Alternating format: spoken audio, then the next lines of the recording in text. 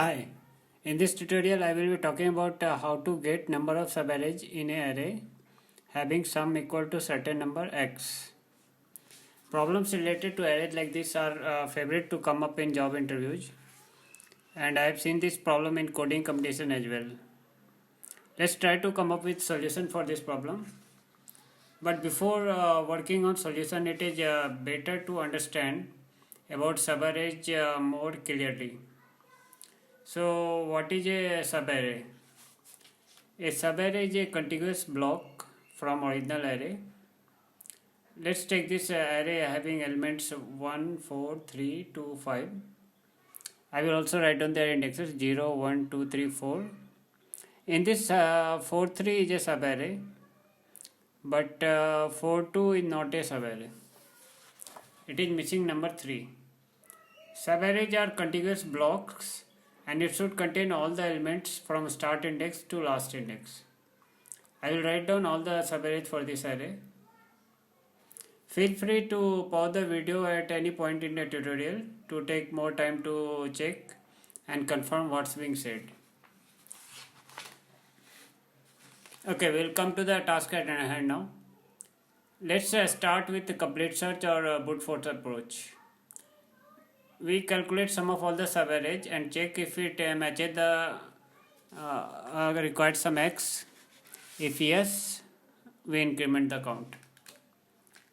I will be writing the code in Java syntax, but I believe it will not be hard to understand for people with any other programming language background.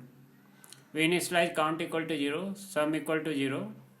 I will have one for loop which runs from 0 to n. The value of this will form the left index of the pair of indexes for which we will calculate sum. Then we will have another for loop which runs from I to n. The value of this will form the right index of the pair of indexes. We initialize j equal to I and not 0 because j forms the right index of the pairs of indexes and cannot be less than I. We initialize sum equal to 0 before calculating new sum. We run third loop from I to j. We add elements from array to the sum as we iterate. After the loop we check if sum is equal to x. If yes, then we increment the count. This logic will definitely work, but as you can see there are 3 loops, so the running time is O(n) cube, and this will not be acceptable in any job interviews or coding competition. The running time of this pseudocode can be improved by calculating the sum and checking the sum at the same time inside a second loop. There are 2 loops now, and therefore running time is O(n) square. Can we improve the running time further? The answer is yes. In fact, there is O(n), a linear time solution for this. For a linear solution, we should be able to get solution in one for loop. Let's say we have this array.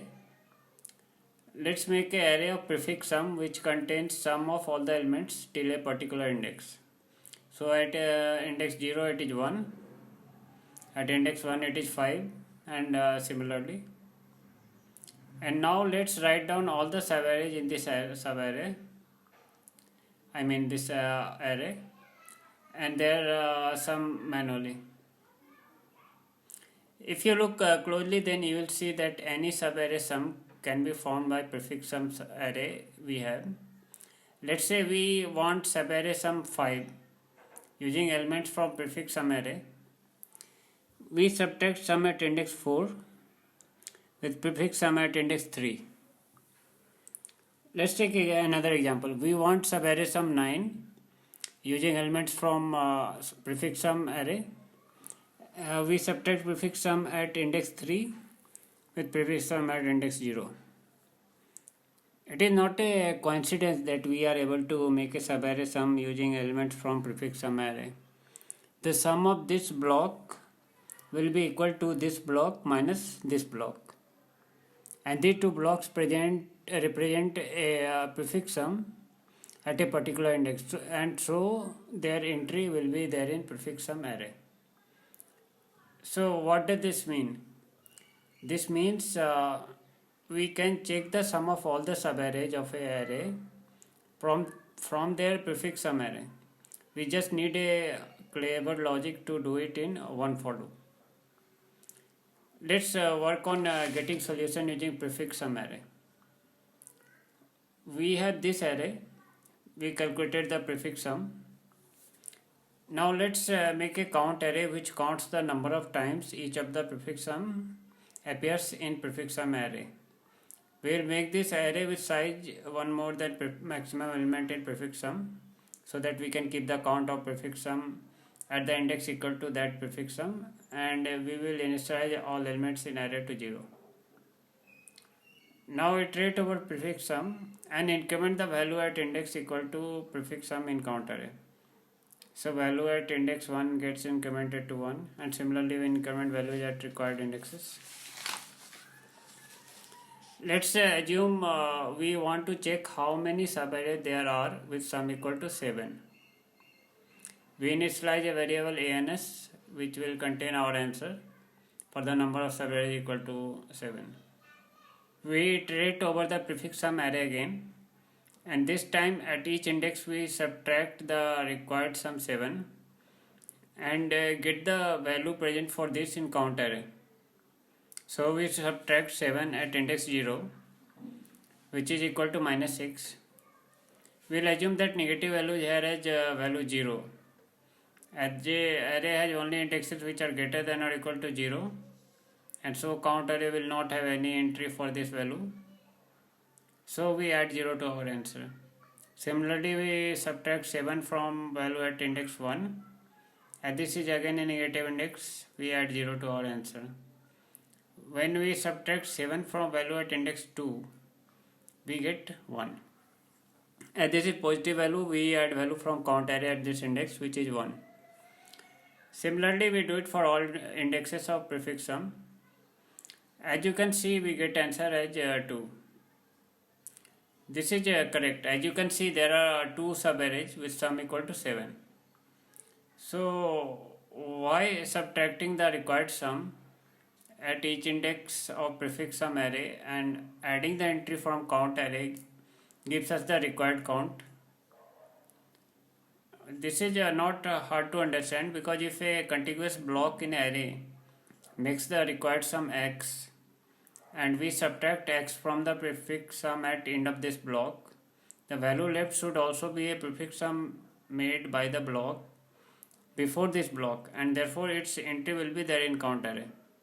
And if after subtracting x from prefix sum the value does not have any entry in count array, it means there is no block which sums to x at this place in array.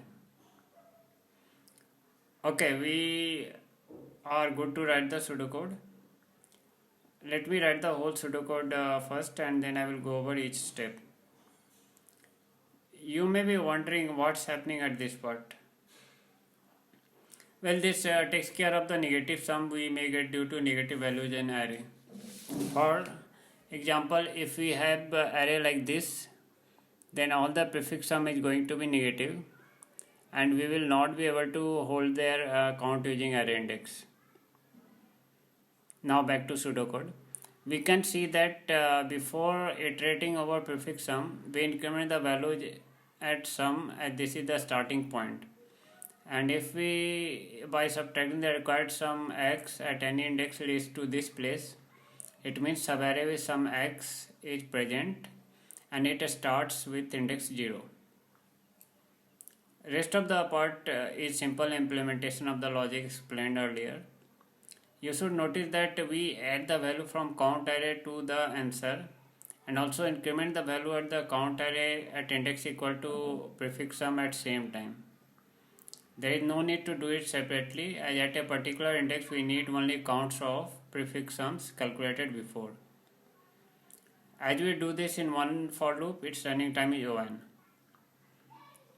This solution can be extended to find subarray equal to more than one number. Let's say instead of one number we have array x of numbers for which we want to check the sum of subarrays. We just need to add loop here which iterates through element of x and adds the value from count array. In this case, running time will be n into length of x array. So if the size of array x is small, or let's say if it is up to log n, then the running time will be n into log n, which is not bad. Now is the time to use this newfound knowledge. I recommend you try this problem from LeetCode. After this, you should try this problem from Google Kickstart. The code for different approaches used in this tutorial as well as solution to above the two problems is available at following link. That's it from me in this tutorial. If you found this tutorial useful, you can subscribe to my channel as I will be posting similar tutorials on algorithms. I will see you in next tutorial. Till then, goodbye. Take care.